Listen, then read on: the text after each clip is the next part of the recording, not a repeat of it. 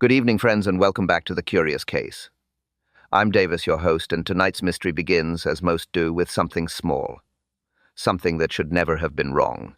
Maybe it was just a missing letter, or a sound that came 1 second too late.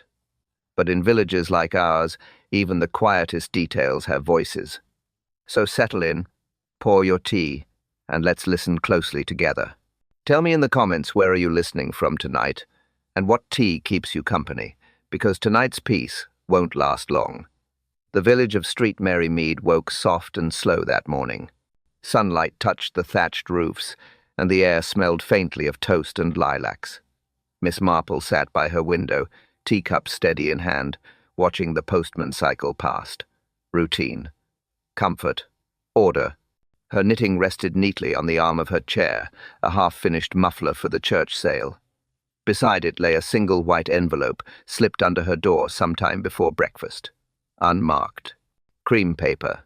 Heavy stock. The kind that cost more than it should. She turned it once, then twice, before opening it. Inside a card edged in gold. Lady Aurelia Hartwell requests the pleasure. The words shimmered faintly in the light. A royal crest at the top. A crown, delicate and bright. Miss Marple frowned. The curve of the cipher was wrong. Not enough to matter to anyone else, but enough for her. A knock sounded. Mrs. Dolly Bantry, as brisk as ever, stepped in without waiting. "Jane, you've heard, haven't you? A royal tea at Dean Park. Isn't it thrilling?" She set down her gloves, already breathless with excitement. "They say a lady-in-waiting might attend. Oh, and Aurelia's borrowed a samovar from somewhere brass and silver, the grandest thing you've ever seen." Miss Marple smiled softly.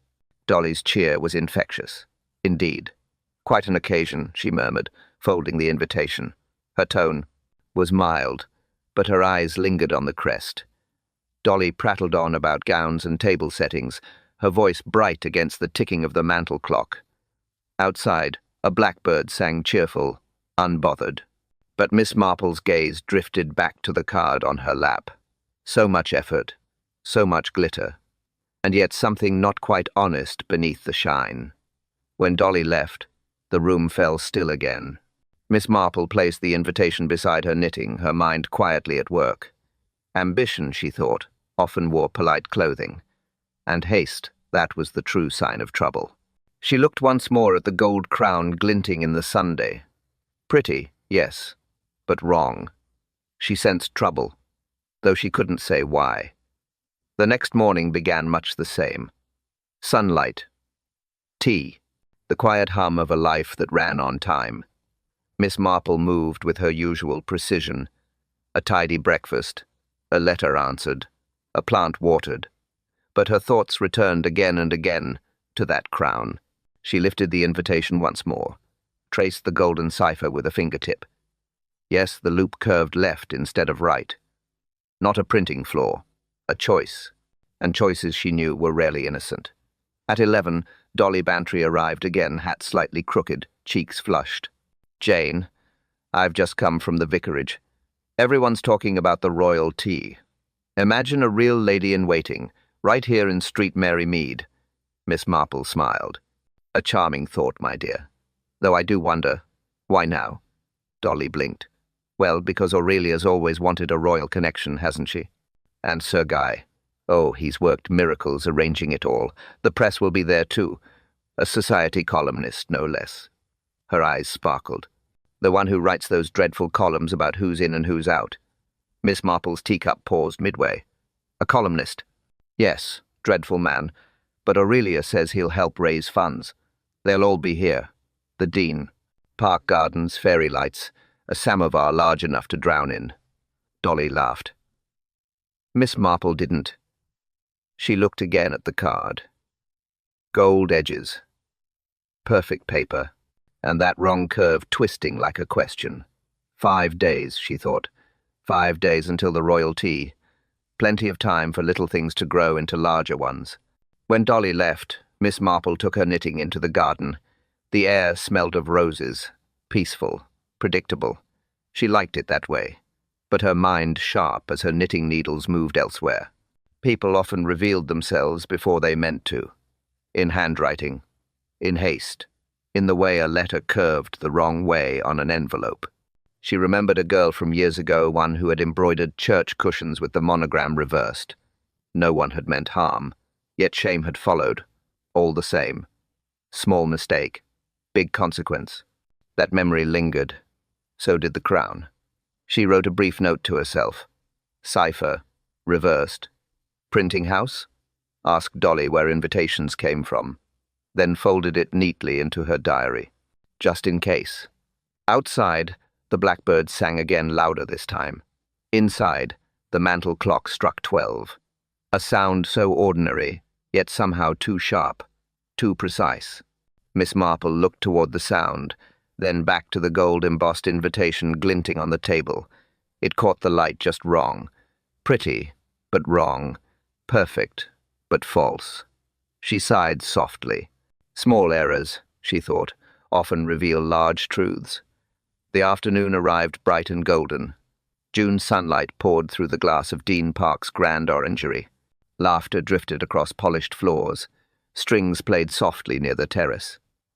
China clinked. Everything was perfect, or appeared so. Lady Aurelia Hartwell moved like a queen among her guests. Lavender silk, diamonds at her throat. She greeted everyone with the smile of a woman who had finally achieved her moment. Miss Marple stood near the hydrangeas, watching quietly, her hat just so. Her eyes missed nothing. At the center of the room stood the samovar, tall, gleaming, alive with heat. A silver crown of steam curled from its top. People admired it, whispered about it. Imported from Russia, someone said. Restored by hand, another added. A young footman, Mr. Green, kept adjusting the lamp beneath. A nervous habit. The flame flared higher each time. Sir Guy Hartwell hovered nearby, calm on the surface, but his gaze flicked to the clock more than once. Miss Marple noticed. People in control rarely checked time. People afraid of it always did. Dolly Bantry fanned herself beside the cakes. It's too splendid, Jane. I can hardly bear it. Oh, look, there's that dreadful columnist, the one with the notebook. Miss Marple followed her glance. Mr. Straude, tall, thin, a pen moving even as he smiled. He nodded to Sir Guy, a nod that didn't feel friendly. The string music swelled. Lady Aurelia raised her glass. To the district hospital, and to friends who make all things possible. Applause, light. Then a sharp hiss. Metal groaned. Someone laughed, then screamed. Steam burst upward with a violent roar. The samovar shook. A spray of boiling liquid shot across the table, striking Mr. Straude full in the chest. He fell without a sound. Cups shattered. Guests screamed. The violin stopped mid-note. For one suspended second, no one moved. Then chaos. Lady Aurelia cried out, "Call for the doctor! Quick, someone!" The scent of scorched linen filled the air. Dolly clutched Miss Marple's arm. "Oh, heavens, he's dead. Isn't he? He must be." Miss Marple did not answer. Her eyes went to the vent near the samovar's lid, a faint shimmer of something clear. Sticky, not water. Her nose caught it before her mind, did the faint, sharp tang of glue, fish glue. She knew that scent from years ago, repairs in the church. Vestry. The footman sobbed. Sir Guy barked orders. Inspector Slack, who had come as a guest, stepped forward to take charge. "Clear the room. No one touches anything." Miss Marple's voice was quiet. "Be gentle with the body," she said. Then she looked again at the brass machine, still gleaming, still perfect, still wrong. Her eyes narrowed. Her tone turned inward. She knew this was no accident. The orangery was silent now. Guests had been escorted out, trembling and pale. Only a handful remained: the inspector, 2 constables, and Miss Marple, who stood beside the samovar like a ghost of calm. Inspector Slack removed his hat, wiped his brow, and muttered, "Boiler burst, most likely. Poor devil didn't stand a chance." Miss Marple tilted her head. Her voice was soft. "Boilers rarely burst politely, Inspector. This one aimed." He frowned. "Aimed?" She pointed gently to the scorch marks on the wall. Neat, oval, and deliberate. Pressure found a path, straight, not random. Slack crouched beside the table. Steam still curled faintly from the brass lid. He touched the vent with a gloved finger, then drew back. Sticky, translucent, not wax. Glue? Fish glue, Miss Marple replied at once. Her tone was certain, but not proud. Used by restorers. Melts under heat, but slowly. Long enough for pressure to build. Slack stared at her. You're saying someone sealed the vent? Quite so. Temporarily. Just long enough to create a show. He let out a low whistle. Devilish clever. But why him? Why Strahd? Miss Marple didn't answer immediately. She walked slowly around the table, eyes scanning every inch. The lamp beneath the samovar was dented, the wick burned too high. And there, under the stand, a scrap of paper, darkened by heat. She bent to retrieve it, the edges crisp, but the lettering remained. Proof, copy menu, Dean Park Tea. Her brows lifted, slightly. A proof, not final. So why keep it here? Slack took it from her carefully. Printer's mistake, maybe. Or a warning, she murmured. Proofs are for correction. Someone may have wanted a reminder of what was wrong. Across the room, Lady Aurelia sat rigid in a chair, a handkerchief crushed in her fist. Her husband stood behind her, expression carved in stone. Miss Marple watched him quietly. His posture was too controlled. Not grief, containment. Did you know the victim well? She asked softly. Sir Guy's voice was even. Barely. A guest, nothing more. Yet, he was seated in the place of honor, she said. He looked away. Aurelia's choice. Slack approached, notebook in hand. I'll need statements from everyone, and I'll have this machine examined. He nodded to a constable. Careful, don't touch the vent. Miss Marple lingered a moment longer. Her gaze followed the pattern of scorch marks again. Narrow, straight, precise. Not chaos. Intention. She turned toward the terrace, eyes thoughtful. The golden light outside seemed too bright for what had happened here. Too bright for deceit that had been so neatly hidden under civility. She spoke quietly, almost to herself. It began, not with anger, but ambition. 2 mornings later, Miss Marple walked down the narrow lane toward Market Basing. The scandal had already spread faster than the truth ever could. Every shop window whispered it. Every face held questions. She carried none of her knitting today, only the invitation in her handbag. The printing shop stood between a cobbler and a tobacconist. Its windows were dusty. Ink stains smudged the glass. A bell tinkled as she entered. Behind the counter stood Mr. Colby, sleeves rolled up, spectacles low on his nose. He was the sort of man who measured worth by precision. Miss Marple liked him instantly. "Morning, Mr. Colby," she said kindly. He blinked. "Ah, Miss Marple, isn't it? What can I do for you today?" She placed the invitation on the counter. "I believe this came from your press." He lifted it carefully, eyes narrowing. "Fine stock. Gold embossing. Yes, that's ours. Dean Park job Lady Hartwell herself ordered 50. Fine customer. Paid on time." Miss Marple nodded. "Such elegant work. Though I wonder this cipher. You designed it yourself?" Mr. Colby frowned. "No, ma'am. She brought that herself. Said it was official. Copied it from stationery provided by her husband, I believe." "Indeed." Her tone remained mild, but her eyes sharpened. "Do you recall if it matched what was printed on the programs?" "Programs?" he repeated. "Yes, the event ones, handed out to guests." Mr. Colby scratched his head. "Ah, those weren't ours. Different firm. Basing and Trent, I think. Funny thing, though. I saw one at the T.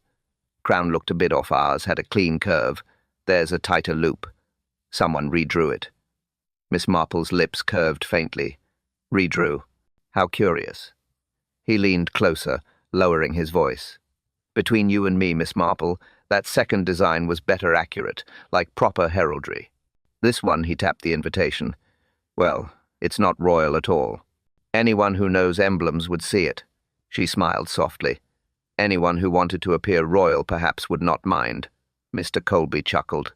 Society folk, eh? Always reaching higher than their station. Miss Marple thanked him and turned to leave, but paused. Tell me, Mr. Colby, when did Lady Hartwell place her order? 10 days before the event. And the programs? Oh, I'd guess just 2 days before. In a rush, they said. She nodded once, the rhythm of thought forming quietly behind her eyes. 10 days, 2 printers, 2 ciphers. Someone had changed the crown halfway through. Outside, the wind carried the faint smell of ink and brass. Miss Marple walked slowly back toward the lane, the invitation tucked neatly in her bag once again. She looked up at the clouds, calm, even, deceptive. 2 versions of the truth, she murmured, and one must be false. The next day found Miss Marple back in the orangery. The chaos was gone. Only echoes remained, a faint scorch on the floor, the outline of a table removed too quickly. She moved slowly, eyes tracing what others had missed. Disorder had its own logic, if you knew how to listen. Inspector Slack stood by the window, his notebook open. Doctor confirmed it, he said. Boiling water. Instant death. Not a pleasant way to go. Miss Marple nodded gently. No way ever is, Inspector, especially when pride is involved. He gave her a curious look. Pride? She didn't answer. Her attention had turned to the samovar, now cold, dismantled, and stored on a cloth. The vent sealed with glue, the wick soaked in something harsher than oil. Every detail whispered planning. Slack tapped his pencil. Motives everywhere. Strahd wrote about half the county. Could have been revenge, embarrassment, money. Miss Marple interrupted softly. Embarrassment, yes, but not his. She reached for the folded invitation in her purse and laid it beside the samovar's chain. 2 versions of the cipher, she murmured. Slack blinked. Cipher? The crown. Wrong curve here, correct curve there. One ordered early, one ordered late. He frowned. So? So, she said calmly. The wrong one pretended to be real. The right one tried to hide the lie. Slack frowned harder. Miss Marple, you've lost me.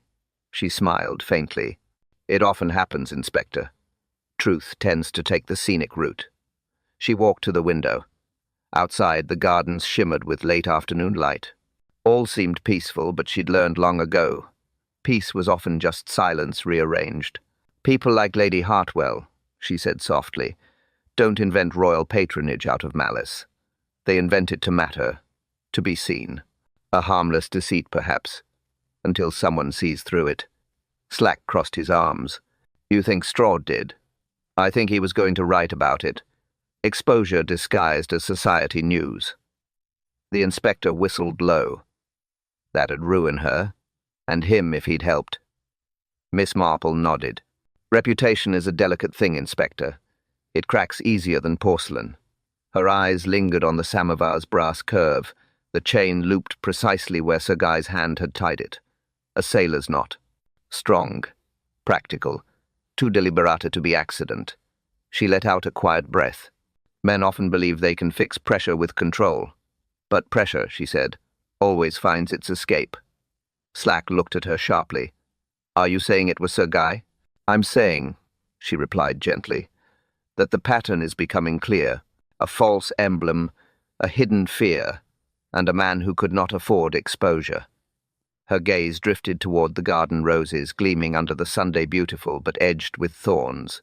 Deception, she thought, always leaves fingerprints even in kindness. The morning broke grey and still. Rain whispered against the windows of Miss Marple's cottage. She sat near the fire, a small notebook open on her lap. Across from her, Dolly Bantry poured tea with exaggerated calm. When Dolly tried to act normal, there was always something she was dying to say. Jane, you know I don't gossip. Miss Marple looked up, amused. Of course not, dear. Well, Dolly continued, lowering her voice, Aurelia's maid says Sir Guy hasn't left his study since the accident. Locked himself in. She heard him talking to someone angry-like. And then there's that letter. Miss Marple's eyebrows lifted slightly. Letter? Yes, from a man who served with him in the Navy. Arrived just before the tea. The maid said Lady Aurelia looked pale as a sheet after reading it. Wouldn't even open the post herself. Miss Marple nodded slowly, the rhythm of thought forming. "Tell me, Dolly, did you happen to see that letter?" "Good heavens, no. But the maid said it mentioned, what was it, something about supply manifests during the war. Dreadfully official. Sounds boring to me." "To you, perhaps," Miss Marple murmured, "but to a man like Sir Guy, not boring at all." Dolly frowned. "You think it's connected?" Miss Marple smiled faintly. "My dear, everything is connected.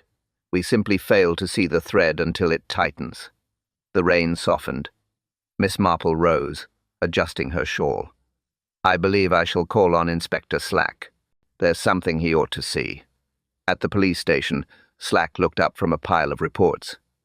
"Back so soon, Miss Marple? Can't keep away from trouble, eh?" She smiled politely. "I never go looking for trouble, Inspector. It simply tends to sit where I'm already seated." She placed a note on his desk, a small clipping from an old naval registry. He squinted. "Supply Office, Portsmouth, 1944. Sir Guy Hartwell. Department of Materials. Oh, and look here, another name. Robert Straude." Slack's head jerked up. "The journalist?" "The same," she said quietly. They served together. One signing manifests, the other inspecting them. A convenient partnership then. An inconvenient one now. Slack let out a low breath. "Blackmail?" "Fear of it," Miss Marple replied. "A past irregularity buried under charm and good manners." Straude had found it again and was ready to write. The inspector tapped his pencil against the desk. "Explains a motive, all right. And the fake royal patronage may be a distraction. A way to build prestige before exposure hit." Miss Marple nodded slowly. "Ambition can be the neatest disguise for fear, Inspector. One makes you climb, the other keeps you from falling." She turned toward the window. The rain had stopped, leaving the village wrapped in soft grey stillness. Inside her mind, the pieces had fallen into place cleanly, quietly, and without mercy. And now, she thought, she understood who had most to lose. The afternoon light fell thin and pale across Dean Park. The grand house seemed quieter now, its confidence cracked. Miss Marple arrived at the door precisely at 3. Lady Aurelia received her in the morning room, pale, polite, and trembling beneath her pearls. "Jane," she began softly, "the police have been dreadful. They keep asking questions about things that have nothing to do with poor Mr. Straude. Supply records, of all things. I told them Sir Guy had retired from that sort of work years ago." Miss Marple's expression was kind. "I'm sure you did, my dear. Still, the past has an unfortunate habit of staying on the books, especially when others have copies." Lady Aurelia's hand trembled on her teacup. "I don't know what you mean." "Oh, I think you do," Miss Marple said gently. Her voice remained calm, almost tender. "Forgive me, but I've always found women know far more about their husbands' troubles than they care to admit." Aurelia looked away. "Guy is proud, too proud. He wanted the tea to be perfect. For once, he wanted respect again." She stopped, realizing she'd said too much. Miss Marple nodded, the faintest movement. "I see. Pride again. It's such a clever motivator, and such a cruel master." The door opened. Sir Guy Hartwell entered. Impeccable as always, but the lines around his mouth had deepened. "Miss Marple," he said, voice clipped, "I hear you've taken quite an interest in our misfortune." "Interest?" she repeated softly. "Only in understanding how an accident could be so precise." He smiled, thinly. "A tragic coincidence. Faulty equipment." "Ah, yes," Miss Marple said, folding her hands neatly. "The vent sealed with fish glue, the lamp fueled with spirits, the flame turned higher exactly on cue. Such coincidence indeed." Sir Guy's smile held, barely. A muscle twitched near his jaw. "Inspector Slack seems determined to make a melodrama out of tragedy. I assure you I had nothing to do with that man's death." Miss Marple's eyes didn't waver. "Of course not. Though you did retie the safety chain, didn't you?" He hesitated. "Out of habit," he said quickly. From my Navy days. I've always disliked loose fittings. Yes, she murmured. Old habits do persist, especially those learned under pressure. Lady Aurelia set her cup down too quickly. It clattered. Sir Guy's gaze flicked toward her sharp warning. Miss Marple rose. You've both been through quite an ordeal. I won't keep you longer. Her tone was light, but her eyes saw everything, the tension in his shoulders, the way his fingers pressed against the armrest, white at the knuckles. She adjusted her gloves slowly, deliberately.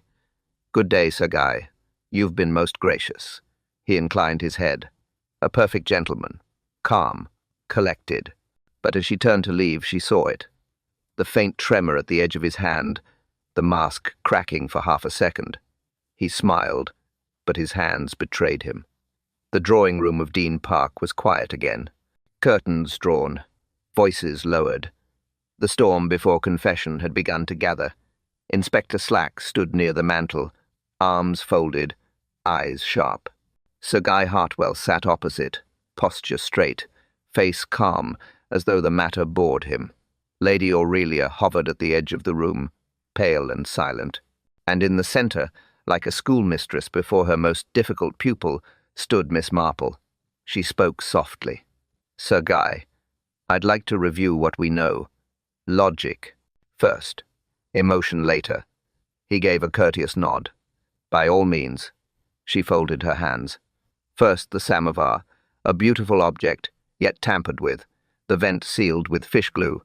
Not a craftsman's accident, but deliberate engineering. Sir Guy smiled faintly. A ridiculous notion. Why would anyone do such a thing? Second, Miss Marple continued, unfazed, the lamp, filled not with ordinary oil but with methylated spirits. A hotter flame. Faster pressure. He shrugged. You're imagining patterns in smoke, madam. Third, she said quietly, the proof copy of the menu found beneath the samovar's base. A page torn, placed deliberately as a shim to tilt the spout. To aim. Slack's pencil stilled. The air thickened. Fourth, Miss Marple said, voice level. The crown on the invitations. The wrong cipher. Designed to suggest royal approval that never existed. A small deceit, but one that Mr. Straude intended to expose. Sir Guy's expression didn't change, but the colour in his cheeks did. A trifling misunderstanding, he said evenly. You speak as though ambition were a crime. Ambition? She echoed softly. No, Sir Guy, but deceit that leads to desperation. She took a step closer. Fifth your navy knot on the safety chain, a half hitch, tied by someone who knew the feel of rope under pressure. He opened his mouth, closed it again. I was helping to secure it. That's all. Sixth, she said, her tone still gentle. A letter from your old comrade, found in your desk by your wife's maid. It spoke of supply irregularities and requested silence. You feared Straude had discovered that too. Sir Guy rose suddenly, his voice tight. This is absurd. You have no proof. Inspector Slack's voice cut across the tension. Then let's hear her out, Sir Guy. She's earned that much. Miss Marple didn't flinch. She looked at him with quiet. Pity, not triumph. Seventh, the timing. You insisted the anthem begin exactly at 4. The cue for the footman to raise the flame. The cue for the vent to fail. A silence fell. Long. Unforgiving. Sir Guy's hands trembled slightly, then folded tightly behind his back. He forced a laugh. You spin marvellous tales, Miss Marple, but tales they remain. She inclined her head. Perhaps. But there's something you've forgotten. Small. Unremarkable. The sort of thing only a housemaid would notice. Her eyes met his, calm, steady, unyielding. And yet, she said softly, there remains one final detail. The study smelled faintly of polish and paper. Rain tapped against the tall windows. Inspector Slack stood near the desk, gloved hands resting on a stack of documents. Miss Marple entered quietly behind him, her eyes scanning the room with that small, unhurried curiosity that never missed a thing. Search came up empty. Slack muttered. No weapon, no note, nothing. Perhaps Miss Marple said softly. Because you're looking for what was hidden, not what was left behind? He looked puzzled. She gestured toward the cabinet against the wall. A small display of silver trophies gleamed under the lamp, among them a presentation case. 6 silver spoons. Or rather, 5. One missing, she said gently. Slack frowned. A spoon? Not just any, she murmured. The Portsmouth Naval Yard, 1948, presented to Sir Guy, a reminder of his service. Slack lifted the case carefully. A brass plate read, "In honor of exemplary supply conduct." His brow furrowed. Well, ironic if you're right. They opened the drawer beneath it. The missing spoon lay there out of place, its handle hollow, the end slightly pried open. A sticky residue glistened in the crease. Miss Marple didn't hesitate. "Fish glue again," she said quietly. "The same substance found on the samovar vent." Slack turned it over in his hands. "You think this was used to apply it?" "Exactly. A craftsman's tool. Hollow handle, perfect for dribbling liquid glue into a narrow space." Slack exhaled. "That ties him straight to the sabotage." Miss Marple shook her head slowly. "Not ties, Inspector. Reveals." She moved closer to the desk, eyes scanning the clutter correspondence, ledgers, and a single open letter. Her fingers hovered above it. The same naval comrade's handwriting. She read the closing lines silently. "I trust this matter remains between us, as exposure would benefit neither." Slack cursed under his breath. "Blackmail, just as you said." "Fear," she corrected gently. "Blackmail only works on those who have something to lose." He nodded. "So, he kills Straude. Simple." "No, Inspector. Never simple. Pride complicates everything. He couldn't let his wife learn of it, nor the world. The false royal patronage was his way to mask the shame, to climb one last rung before the fall." Slack rubbed his temple. "I'll need statements. Forensics. Proof." Miss Marple smiled faintly. "You already have it. The spoon, the glue, the letter, the knot. Each speaks quietly, but together they shout." He looked at her, the first flicker of respect softening his tone. "I'll admit, you've got a mind like a trap." "Not a trap," she said, turning toward the rain-darkened window. "A mirror. People show you what they are if you stop talking long enough." Slack glanced at the evidence once more, ordinary things, sitting quietly in the open. He shook his head. "All this, right under our noses." Miss Marple nodded. Her voice dropped to a whisper. The truth was always hiding in the open. The next morning, the air inside Dean Park felt heavier. Rain had washed the gardens clean, but not the house. Guilt, Miss Marple thought, was the one thing weather never cleared. "Inspector," Slack paced before the fireplace. "The spoon, the glue, the letter, it all fits. But I still don't quite see why. Why kill him here? Why now?" Miss Marple sat calmly, hands folded in her lap. "Because exposure," she said, "is sometimes a sharper weapon than any blade." Slack stopped pacing. "Exposure?" She nodded. "Mr. Straude was not merely a gossip columnist, Inspector. He was once a naval clerk. He knew the language of manifests, the meaning of signatures. He recognized Sir Guy's name and remembered the scandal that never reached the papers." Slack frowned. "You mean the supply irregularities?" "Yes. Wartime shortages, misfiled shipments, a few convenient disappearances. Nothing murderous but costly. The kind of thing a young officer might quietly profit from if no one was counting too closely." She paused. "And Mr. Straude had kept the proof. Letters, documents, all tucked away for years. He waited until Sir Guy had climbed high enough to fall from a greater height." Slack's face hardened. "So he threatened to print it." Miss Marple inclined her head. "In his column, publicly. The royalty, you see, would have made it perfect, a shining lie to contrast the truth. A beautiful scandal, but Sir Guy couldn't let that happen. Pride wouldn't allow it." Her voice was steady, soft as lace. "Pride, Inspector, is the most civilized sin. It dresses in uniforms, smiles at dinner, and says grace before ruin." Slack sat down slowly. "So he planned it. Every detail. The samovar, the anthem, the exact moment." "Yes," she murmured. Strahd seated in front of the vent, a room full of witnesses, and Sir Guy's reputation preserved, at least in death's confusion. A tragic accident, not a confession.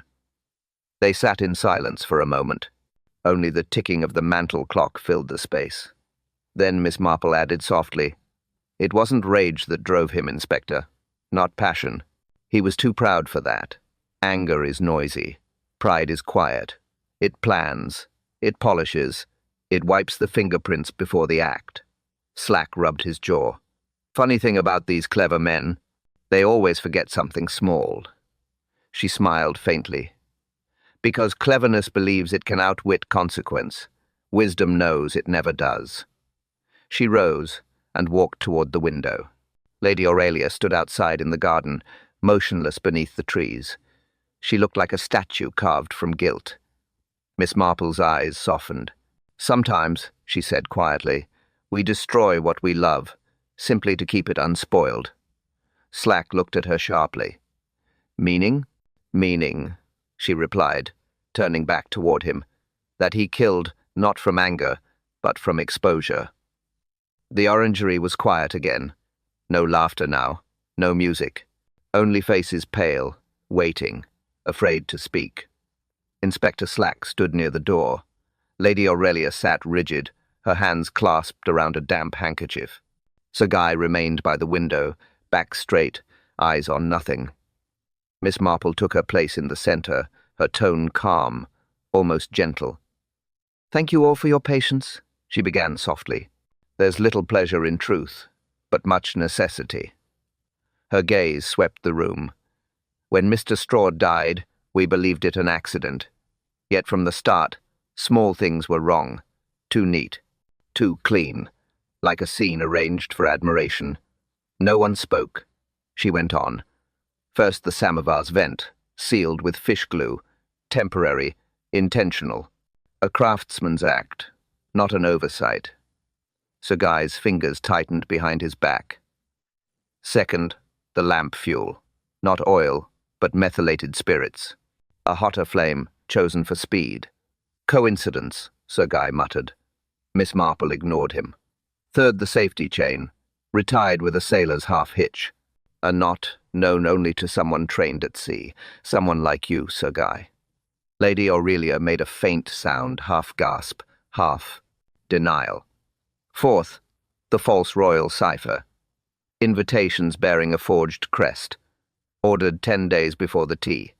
Corrected programs printed 2 days later. 2 printers, 2 stories. Someone realized the danger of exposure and tried to fix it. But too late." Slack's voice broke the stillness. "You're saying Strahd knew?" "Yes," Miss Marple replied quietly. Strahd recognized the false emblem, and he remembered Sir Guy from Portsmouth. He confronted him that morning privately, here in this very house. She turned to Lady Aurelia. "He told your husband he intended to write about it. Not merely the false royal seal, but the wartime irregularities. He had proof, and he wanted a quote to give Sir Guy a chance to defend himself." Lady Aurelia shook her head. "He wouldn't."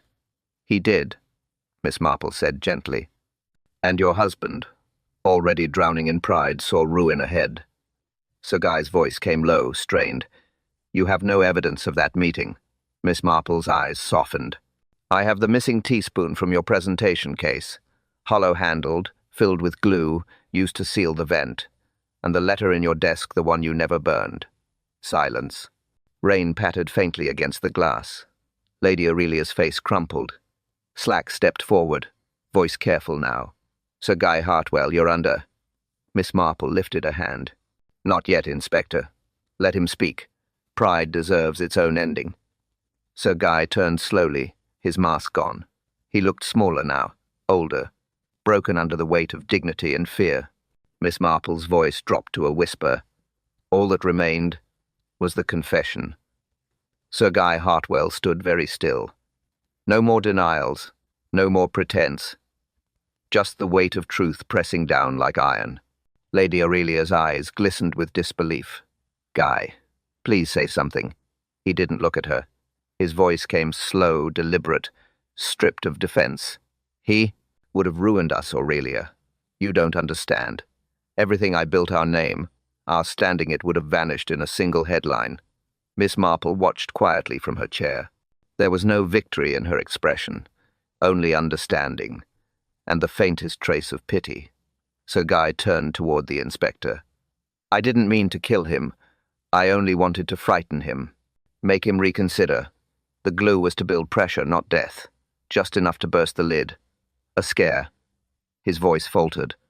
But the flame, the spirits burned too hot. I misjudged it. Slack's tone stayed steady.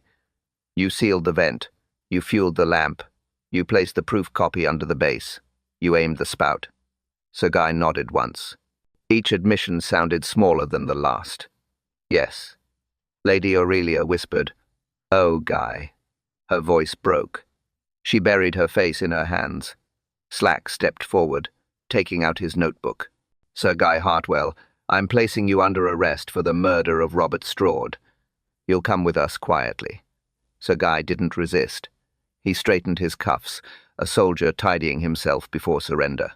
I'll walk, he said softly. My father always said a man should face the wind upright. He paused, turning once toward Miss Marple. You knew from the beginning, didn't you? Her reply was gentle. I suspected, yes, but I hoped to be wrong. He smiled faintly. Then we share the same hope, Miss Marple. I too hoped the truth was something else. The constables led him toward the door. The rain had started again, light, steady, and cold. As he stepped outside, the sound of his shoes against the gravel echoed like closing chapters. Inside, Lady Aurelia sat motionless. The pearls around her neck trembled with each quiet sob. Inspector Slack closed his notebook with a sigh.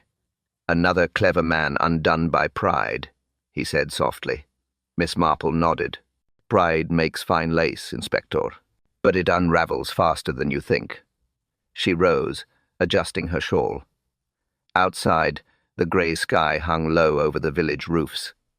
Justice, she thought, rarely came clean. It carried sorrow with it always. As the carriage wheels turned away from Dean Park, she watched the last trace of Sir Guy vanish into the mist. A man not wicked by nature, but destroyed by his own image. Her eyes lowered. Her voice was barely a whisper. Justice, she thought, rarely feels like victory. The next morning, the village had returned to its quiet rhythm. Birdsong, fresh bread, a newspaper folded neatly on every doorstep. At the Bluebell Cafe, Miss Marple sat by the window with her usual pot of Darjeeling. Across from her, Dolly Bantry stirred her tea with unnecessary vigor. I still can't believe it, Jane. Sir Guy of all people. He always seemed so proper, so dignified. Miss Marple smiled faintly. Yes, pride often wears its manners well. Dolly sighed. And Lady Aurelia? She's gone to her sisters in Bath, they say. Poor thing, she'll never recover from this. No, Miss Marple said softly. But perhaps she'll learn that silence can wound just as deeply as deceit. Dolly blinked. You mean she knew? Not consciously, Miss Marple murmured. But love has a way of sensing what the mind refuses to see. She felt the danger long before the tea began. A pause settled between them, gentle, reflective. Outside, children passed on bicycles, laughter echoing down the cobblestone lane. The world moved on, as it always did. Dolly leaned forward. You must feel rather proud of yourself, Jane. Solving another dreadful thing. Miss Marple shook her head. Pride, my dear, has no place in truth. I only listen to what others ignored. Dolly smiled sadly. Still, it must be satisfying. Not satisfaction, Miss Marple said quietly. Just understanding. People think evil is loud, but it's rarely so. It's tidy, polite, and terribly human. The clock above the counter chimed 10. Miss Marple poured the last of the tea. Steam rose, delicate and slow. She watched it fade into the air, thoughtful. Truth, she said softly, cools slower than tea. Thank you, friends, for joining us tonight here on Warm Pages. Another quiet village, another truth beneath the calm. Which clue gave it away first, the clock or the crown? Tell me in the comments below. I love hearing how you read between the lines. If you enjoyed tonight's mystery, tap like, subscribe, and share it with a friend who loves a good cup of logic. And as always, thank you for listening, for thinking, for staying curious. Until next time, may truth cool slower than tea, and somewhere, not far from here, another quiet village wakes. A letter lies unopened, a secret waits beneath the sugar jar. The kettle hums, steady, unaware. Someone will knock, someone will lie, and Miss Marple will listen. Because where tea is poured, truth always follows. Stay close, friends. Next week, another mystery brews. And somewhere, in another quiet village, another kettle just began to boil.